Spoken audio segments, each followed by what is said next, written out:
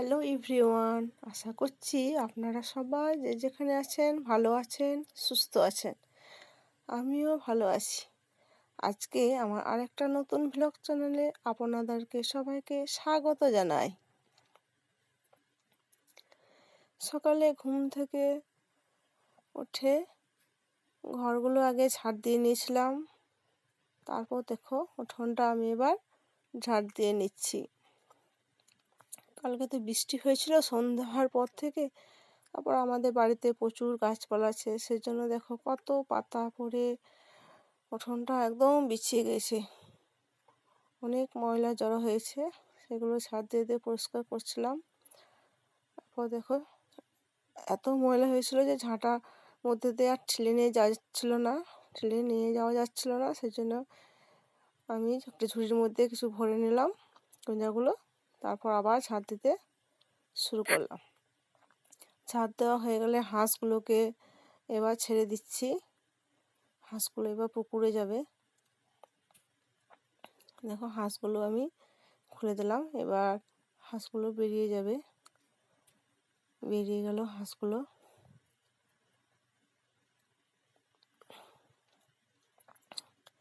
তারপর দেখলাম হাঁসগুলোতে ডিম দিচ্ছে কিনা। দেখলাম ডিম দিয়েছে এবং ডিম দুটো আমি বার করে নিচ্ছি। ডিম দুটো বার করে নিয়ে আমি ঘরের মধ্যে রেখে দিলাম। তারপর সকালে আমাদের সবার জন্য খাবার তৈরি করলাম। সকালে আমি আর তোমাদের দাদা ভাই দুজনে ছাতু শরবত খাই, দুজনের জন্য ছাতু শরবত আর লাল চা, বাবার আর আমার ছেলের জন্য। ওরা দুজনে লাল চা খায়, সেই জন্য ওদের লাল চা আর বিস্কুট আর আমাদের দুজনের জন্য ছাতু শরবত করে খেয়ে নিয়েছিলাম। খাওয়া হয়ে গেলে আমি কলতলাতে এসে দেখো বাসনগুলো ধুয়ে নিচ্ছি। আস্তে আস্তে বাসনগুলো আমি ধুয়ে নিচ্ছি। বালতি করে জল বয়ে এনে এনে ধুতে হয়। দেখো বালতি করে জল নিয়ে এসেছি, হলুদ রঙের বালতিটা করে, এবং একে একে বাসনগুলো মেজে নিচ্ছি। বাসন মাজা হয়ে গেলে তারপর স্নান করব।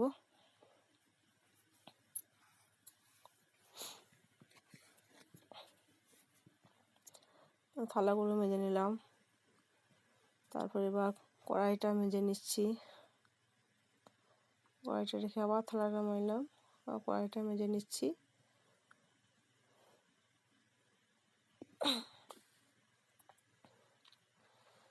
তারপর থালাগুলো মাজা হয়ে গেলে আমি বাড়িতে রেখে দিয়েছিলাম। বাড়িতে থালা বাসনগুলো রেখে দেওয়ার পর আমি স্নান করে নিয়েছিলাম। স্নান করার পর জামা কাপড় মেলে দিয়েছিলাম। জামা কাপড় মেলে দেওয়ার পর দেখো ঠাকুরকে আমি ফুল জল দিয়েছিলাম। ঠাকুরকে ফুল জল দেওয়ার পর আজকে আমাদের পুকুরে মাছ ধরেছিল, তো সেই মাছগুলো তোমাদের দাদা ভাই কাটছিল। আর আমার বাচ্চাটা দেখো মাছগুলো নিয়ে কেমন ঘাটাঘাটি করছিল।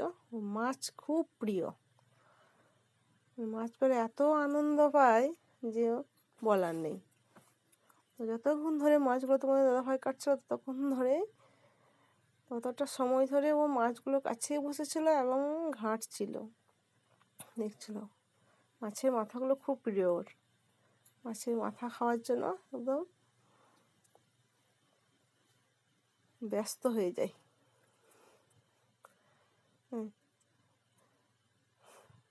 দেখো বন্ধুরা, যতক্ষণ ধরে মাছ কাটছিল বাচ্চাটা আমার মাছগুলো ঘেটেই যাচ্ছিল আর মাথাগুলোকে দেখছিল কোনটা বড় কোনটা কেমন, এরকমভাবেই দেখছিল। আর মাছগুলো যেন নিয়ে খেলা করছিল, সেরকম অবস্থা আর কি। তারপর মাছগুলো ধুয়ে নিয়ে আসা হয়েছিল, নুন হলুদ মাখিয়ে দিয়েছিলাম। নুন হলুদ মাখানোর পর দেখো আমি বাইরে উনানে আমি ভাজতে লেগে গেলাম। অনেকগুলো মাছ ছিল গো বন্ধুরা, তো ভাজতে অনেকটা সময়ও লেগে গিয়েছিল, এতটা সময় লেগেছিল যে মানে কি বলবো, যে আমি বেশি কিছু রান্নাই করতে পারিনি। মাছগুলো ভাজতে ভাজতে এতটা পরিমাণ সময় লেগেছিল যে আমি আর বেশি কিছু রান্নাই করতে পারিনি। তারপর একটা মাছের ঝোল আর একটা সবজি করেছিলাম, তোমরা দেখতেই পাবে। দেখো মাছগুলো আমি এখনও ভেজে নিচ্ছি, এই প্রথম বার করে মাছগুলো তুলে নিচ্ছি একটা একটা করে। মাছগুলো যখন তুলে নিচ্ছিলাম না, খুন্তি থেকে একটা একটা করে পড়েই যাচ্ছিলো, যত তাড়াতাড়ি করছিলাম ততই বেশি বাড়াবাড়ি হচ্ছিল। একটা একটা করে নিচ্ছিলাম, আবার উল্টে পড়ে যাচ্ছিলো, আবার আর আমি নিচ্ছিলাম, খুন্তা করে তুলছিলাম, আর পড়ে যাচ্ছিলো। মানে এক হাতে করে ফোনটা ধরেছিলাম আর এক হাতে করে ভাজছিলাম। এই ফোনটা ধরেছিলাম আর এক হাতে করে ভাজছিলাম, সেই জন্য মানে ব্যালেন্সটা যেন আমার যেন ঠিক হচ্ছিল না।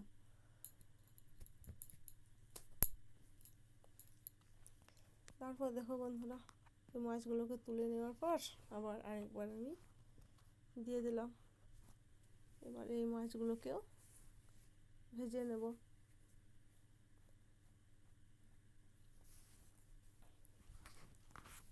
এই মাছগুলো আমি ভেজে নিচ্ছি। আবার মাছগুলোকে ভাজা হয়ে গেলো, এইগুলো আবার তুলে নিলাম একটা একটা করে।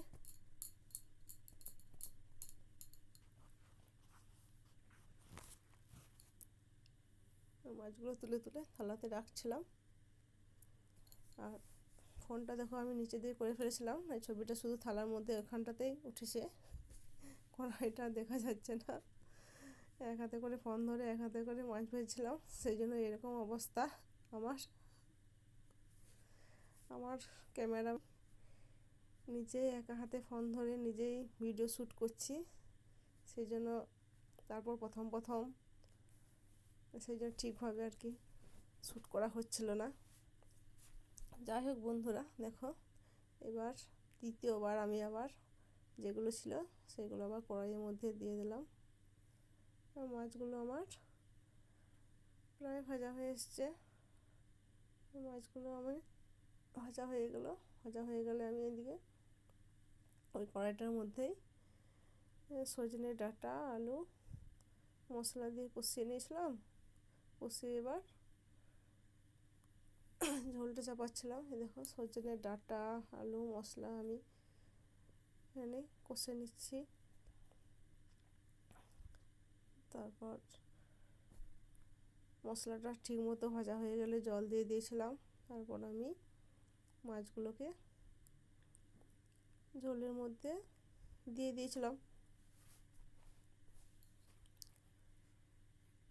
ছেলেটা মাথা খেতে খুব ভালোবাসে মাছের, সেই জন্য মাছের মাথাগুলো প্রথম দিনে রান্না করেছিলাম। দেখো তারপর রান্না হয়ে গেলে সবজি করেছিলাম আর মাছের ঝোল। সবজিটা আমি গ্যাসের মধ্যে চাপিয়েছিলাম, তো তোমার সাথে শেয়ার করা হয়নি। সবজি আর মাছের ঝোল, দুটো তিনটে করে মাছ নিয়েছিলাম সবাই মিলে, মাথাগুলোই প্রথম দিনে খেয়ে নিয়েছিল। প্রথম দিনের জন্য রান্না করেছিলাম। দেখো মাছের ঝোল ভাত রান্না করে থালাতে সাজিয়ে নিয়েছিলাম বাবার ছেলেটার। তারপর আমি দুধটা গরম করে নিয়েছিলাম। দুধ গরম করা হয়ে গেলে, আচ্ছা এই যে দেখছো না, এই যে জটাওয়ালা ষাঁড়টা, এটা না আমাদের বাড়িতেই জন্ম, জানেন। অনেক দিন আগে, প্রায় 10-12 বছর হয়ে গেল, আমাদের বাড়ি থেকে যিনি বাবা এসছেন উনি আমাদের বাড়ি থেকে নিয়ে গিয়েছিলেন। তো যখনই এদিকে আসেন তখন আমাদের বাড়ি আসেন এবং আমাদের বাড়িতে খাওয়া দাওয়া করেন।